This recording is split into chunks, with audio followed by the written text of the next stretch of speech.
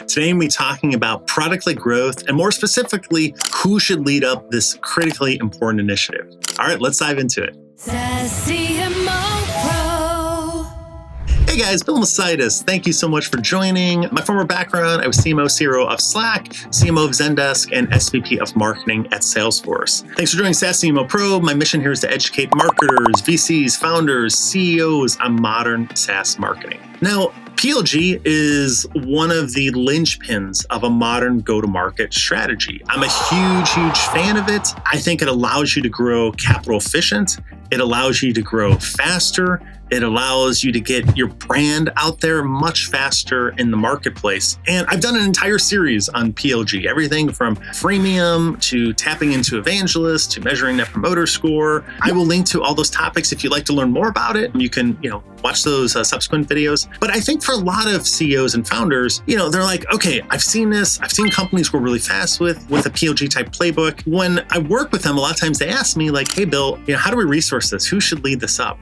And so it's one of those things where I found PLG, first you have to kind of come in and kind of recognize that this is a company-wide initiative. PLG is all about getting more word of mouth. Word of mouth is great. It's all about creating virality loops. It's about creating a simple, easy to use product. And the idea behind PLG too is that people spend most of their time now in the product itself. This isn't like the old days where they would spend most of their time talking with sales or on the website. With a PLG concept, you're trying to get them into the product as quick as you can, trying to get them to experience value as quick as they can. You're trying to make it a simple, fun experience. And you're infusing your marketing, your sales, your support, your success in the product, aka high velocity buying, seed and grow, land and expand, virality loops, making it easy to recommend to other people, making it a fun experience. And what that means is you're going to need people from product working on PLG. You're also going to need people from marketing working from PLG. You're going to need people from sales helping on the PLG initiative. You're going to need people from finance getting in there, right? Because there's freemium elements. There's all these different elements on it.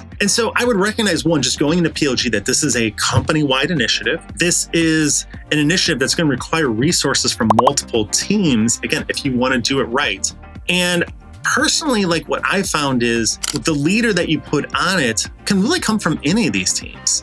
For me, at least this was my style of management and leadership, was find the person that loves PLG the most. Find the person that geeks out about it, that's listening, that's watching a podcast just on who should lead PLG, that's going to conferences to learn more about it, that's constantly asking other people, that can't shut up about it enough in the exec staff meeting. That's the person you should put on it. It doesn't necessarily just have to be the product person. It doesn't necessarily just have to be the support person or the marketing person. Just find out who loves it the most. This is amazing. And then realize too that, hey, they're going to be leading up a cross-functional initiative. It's not just, all right, just the people on their team work on it. They're going to have to work with all of these different teams. Now, ideally, as a CEO or as a founder, you will state that PLG is one of the top initiatives for the company. I'm a big fan of that. I think that provides, incredible organizational clarity when the CEOs and leaders for each year say, hey, here are the top 3 things or 4 things, 5 things, whatever it is we're going to do as a company. And underneath it, is the capacity line. We're not going to do it.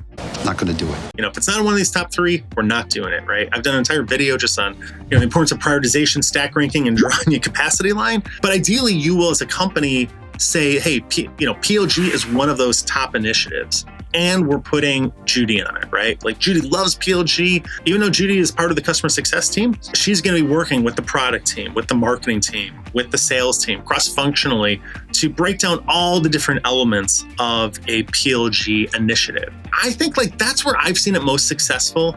Find the person that's most important on it, put them in charge of it. I'm in charge. Make it explicitly known that this is a cross-functional team. Choose the right metrics to measure it. I've done an entire video on PLG metrics that you can dive into, but in general, there's DAUs, PQLs, Net Promoter Score, a lot of acronyms for metrics there. And ideally too, set them up for success by saying hey, if we hit these metrics, we get a company-wide reward, right? We get a bonus, everyone gets some time off, whatever it is, right? This should be a metric that is important for everyone to get excited about. So anyways, that's what I've seen successful work for PLG. I'd love to hear from you guys. What have you seen, most successful for PLG initiatives? Who has led it in your particular company? I always read the comments. I love that stuff. And thanks again so much for joining SaaS CMO Pro.